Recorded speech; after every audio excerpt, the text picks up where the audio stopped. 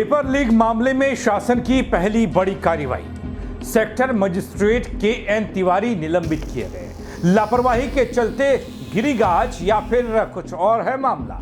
उत्तराखंड में paper leak मामले ने एक बार फिर से प्रदेश की चयन प्रक्रिया पर गंभीर सवाल खड़े किए हैं दोस्तों।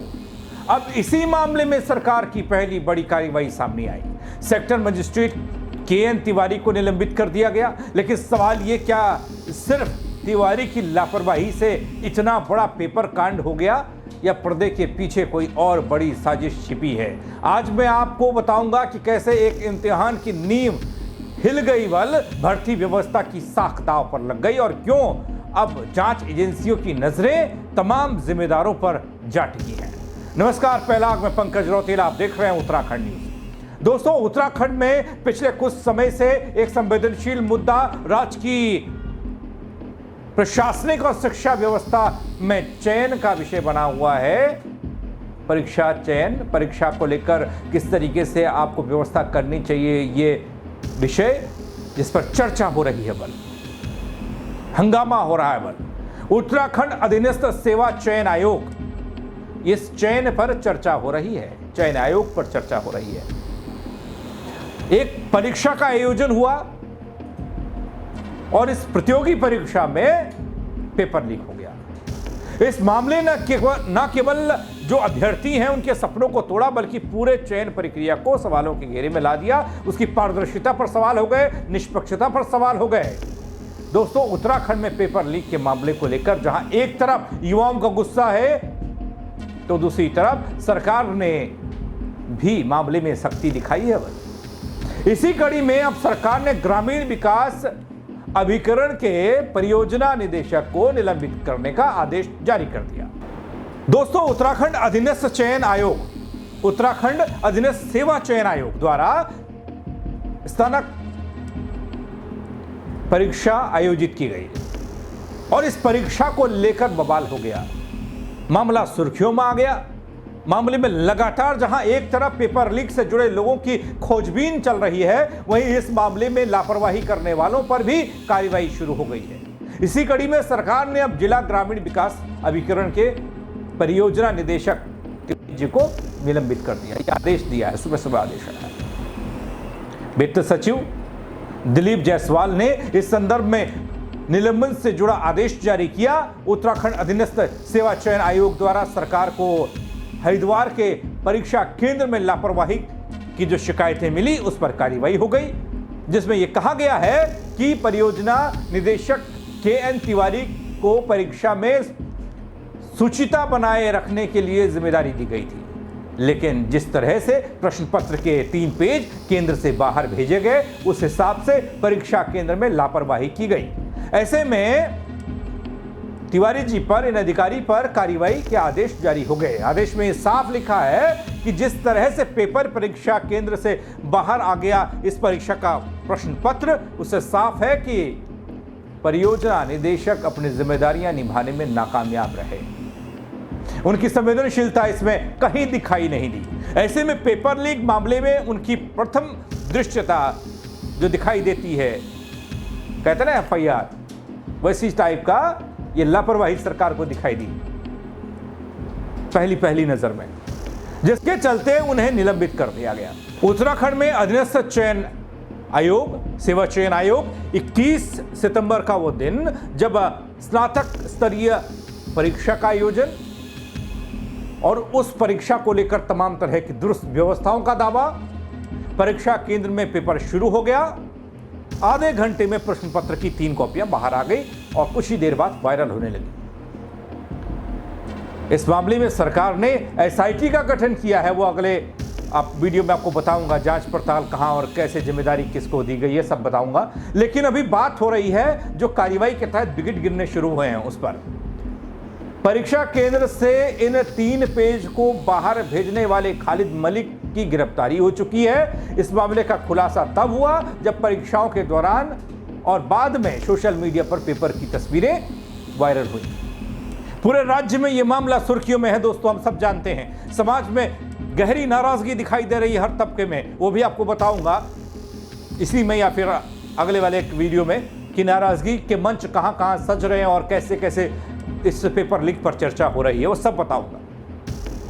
सरकार और आयोग के खिलाफ तीखी प्रतिक्रियाएं सामने आ रही हैं, समाज के बीच से, गली से, चौराहे से, चाय की दुकान से, नुक्कड़ से और वो रामलीला के मंचों से भी। रामलीला के मंचों वाला भी बड़ा इंटरेस्टिंग है। इसमें पेपर लीक का मुद्दा भी पिथौरागढ़ में उठाया गया है और एक पौड़ी से सामने आया है मसला, जहां पर रामलीला के मंच से पुरानी पेंशन योजना लागू करो की मांग हो गई, वहां नारे लग गए। वो अगले वीडियो में बनाऊंगा, उसको जरूर देखिएगा। विपक्षी दलों ने मौजूदा जो जांच पड़ताल है इस पर सवाल उठाए हैं दोस्तों। हालांकि तिवारी जी की छुट्टी कर दी गई, निलंबित कर दिया गया। सरकार की कार्यप्रणाली पर सवाल उठ रहे हैं। तत्काल जांच की मांग पहले से हो रही थी। इस विवाद ने कई सवाल खड़े किए हैं कि आखिर कैसे लाखों की संख्या में अभ्यर्थी सम्मिलित होने वाली परीक्षा में इतनी बड़ी चूक हो सकती है।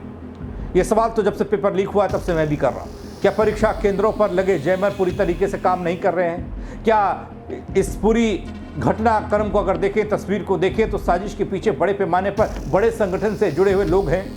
हालांकि जांच जारी है दोस्तों, लेकिन अब राज्य सरकार ने अपनी पहली ठोस कार्रवाई करते हुए परियोजना निदेशक, ग्राम्य विकास और सेक्टर मजिस्ट्रेट के.एन. तिवारी को निलंबित किया है।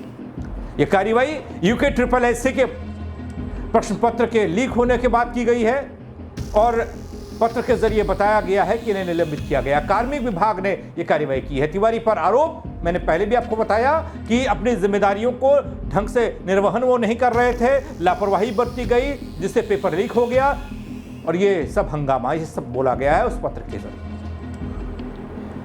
ये कदम एक तरह से सरकार की ओर से कठोर संदेश माना जा सकता है। लगातार प्रेशर पड़ रहा सरकार पर भी, मुख्यमंत्री धामी पर भी।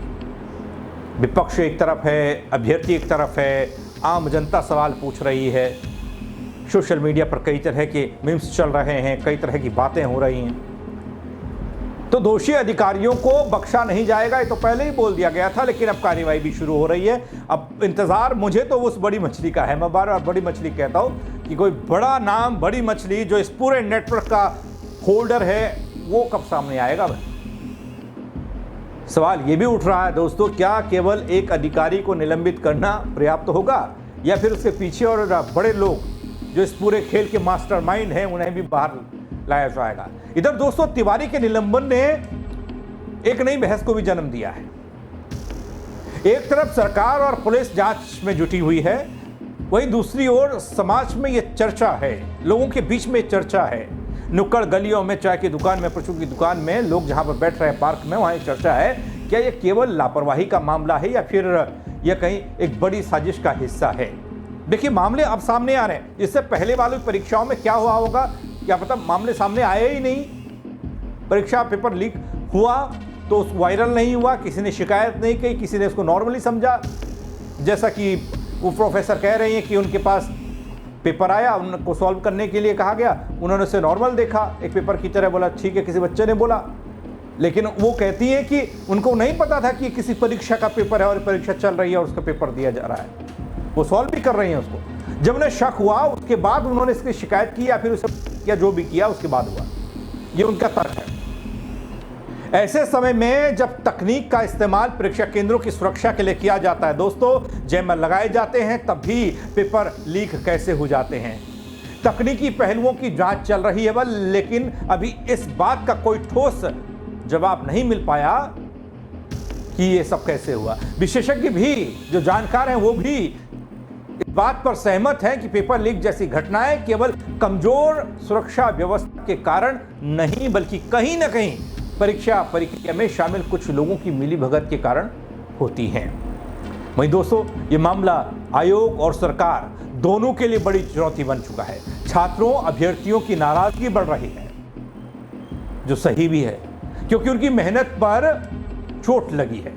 कई अभ्यर्थी तो अपनी नौकरी के सपनों को लेकर ही इस परीक्षा में बैठे थे, जो इस घटना से ध्वस्त हो गए। कईयों का आखिरी मौका होगा।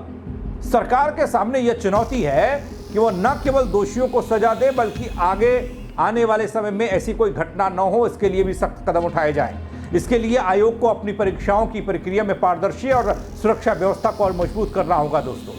लेकिन कार्रवाई तो हो रही है। अब इस कार्रवाई को आप धीरे कह लीजिए, या फिर बड़ी मछली के पकड़े जाने का इंतजार कह लीजिए, या फिर कुछ और कह लीजिए,